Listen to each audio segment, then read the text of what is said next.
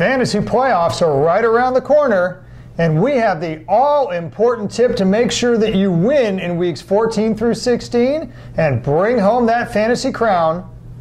That tip and more coming up next.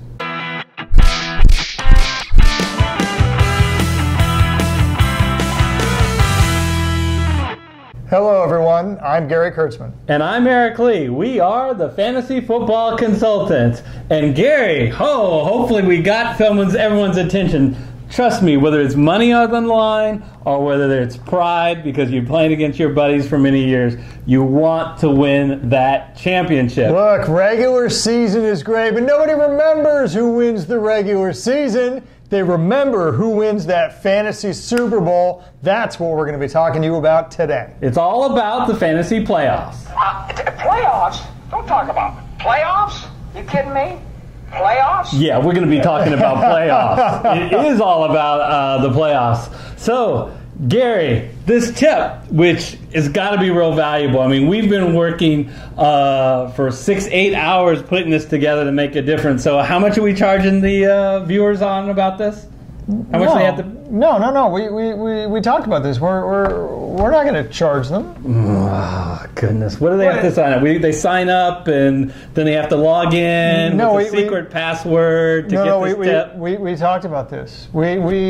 We're trying to establish the channel, Eric. We are going to give it away. We're going to give away the tip to the viewers. We're not going to. Shut the hell up. All right, okay. I'm not going to make any money out of this. We're going to just give it to you on this video, all for you. Because we're nice guys and we're building credibility, Eric. That's the Fantasy Football Consultant's story. No.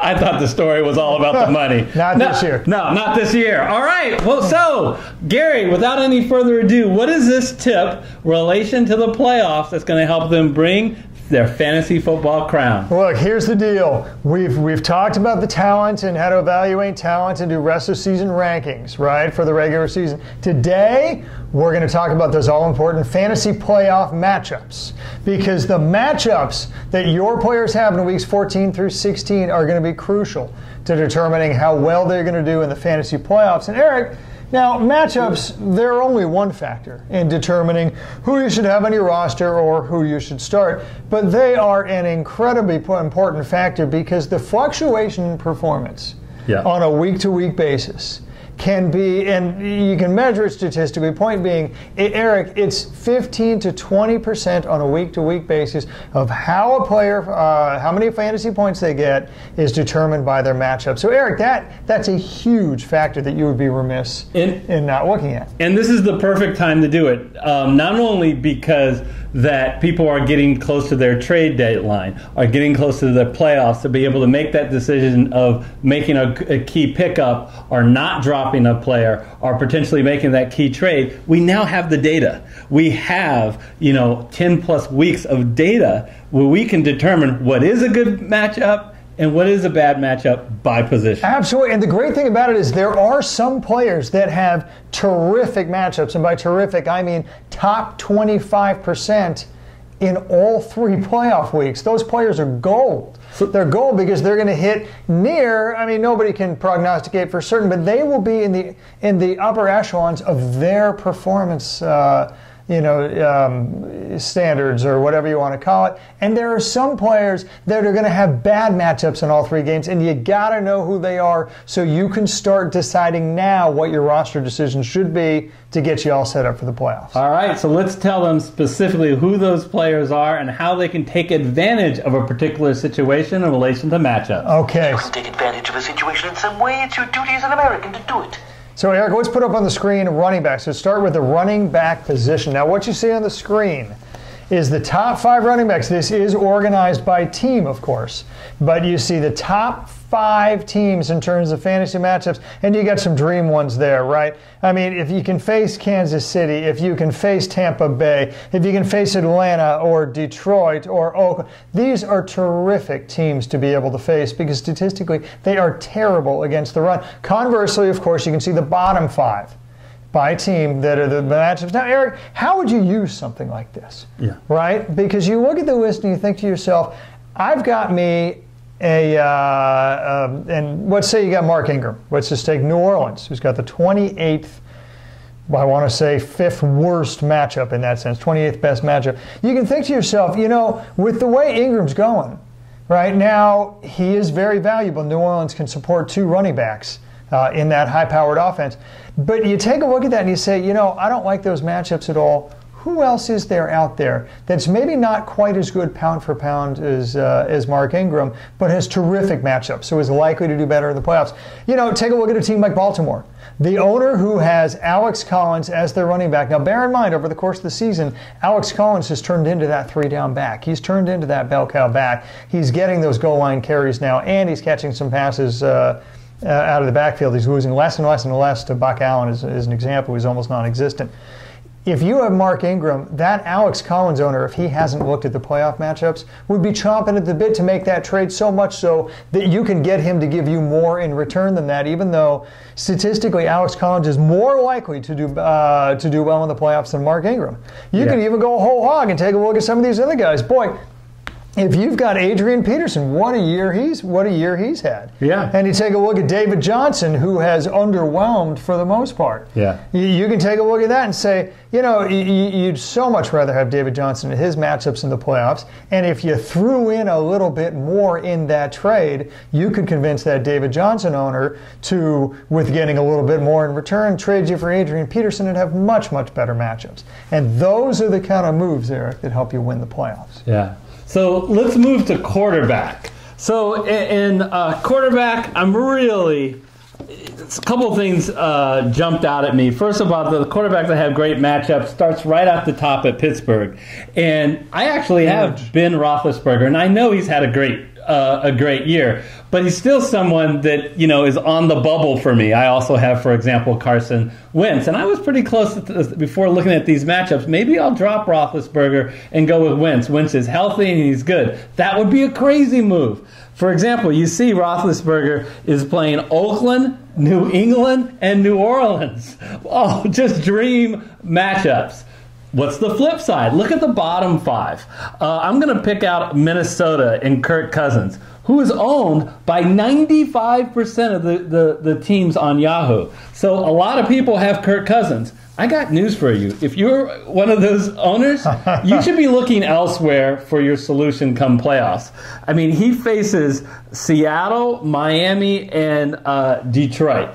Not the best of matchups against those teams. Yeah, especially those first two, because they're the top 5 worst defenses to face if you're a quarterback. Yeah, absolutely. And there are also guys like Joe Flacco in Baltimore you can probably get for free.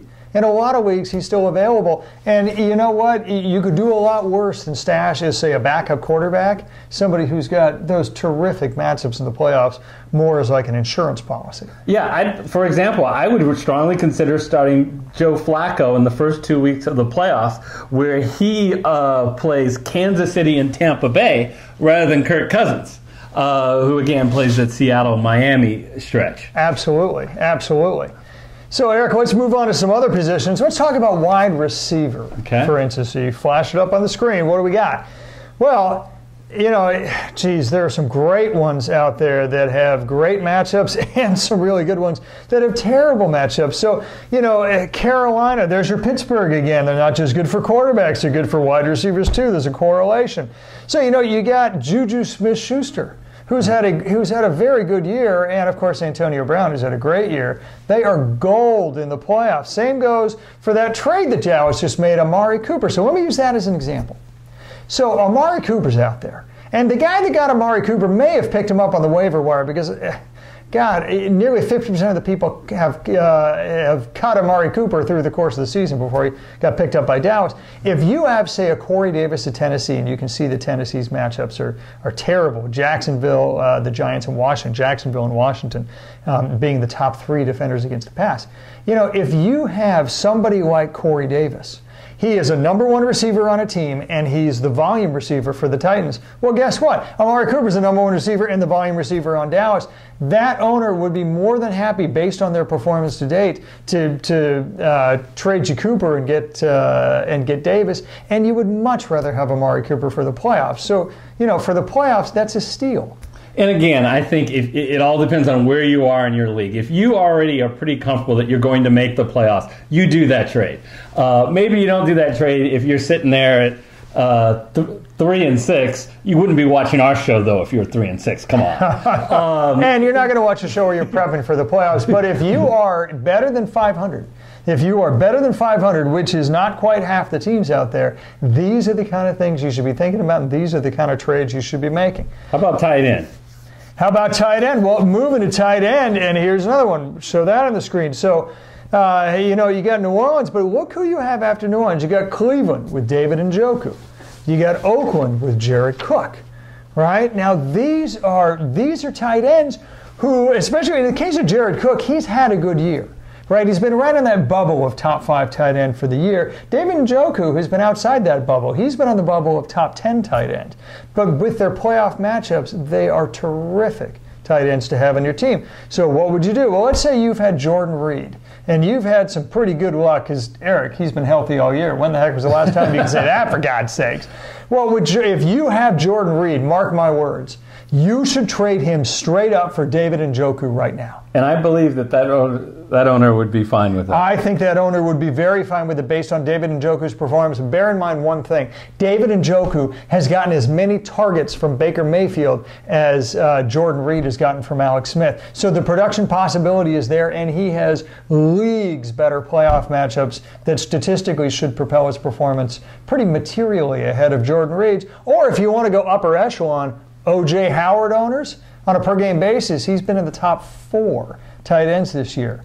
I would strongly consider trading O.J. Howard for Jared Cook.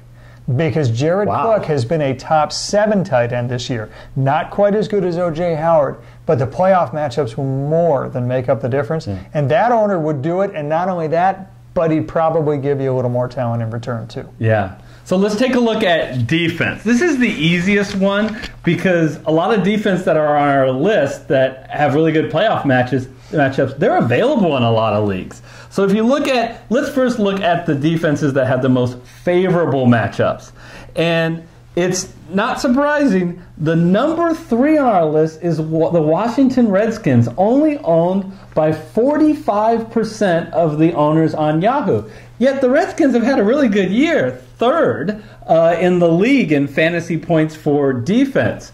You should be not walking, but running to your waiver wire to pick up Washington if you know that you're going to be making the playoffs. Why? Because Washington plays offensive giants, and I'm being sarcastic, the New York Giants, Jacksonville, and Tennessee. Those are some really nice playoff matchups.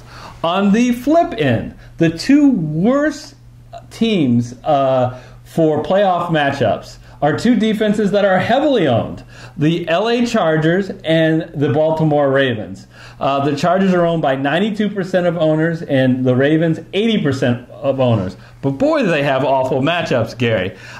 Take a look at the Baltimore Ravens, who have to play Kansas City in the first round of the playoffs. And then they turn around and play Tampa Bay, who's the only team this past whose offense has gained more yards than Kansas City. And it wraps up against the Chargers, who can really pile on behind Melvin Gordon. Just a really bad situation. You probably will not want to keep Baltimore in the playoffs. And defenses especially you want to stream. You want to take, because matchups and defenses mean more than matchups in any other position. Yeah, and I think most owners know that, but they wait until the week before or 2 weeks before. Act now if you have that roster spot and get yourself situated for the playoffs.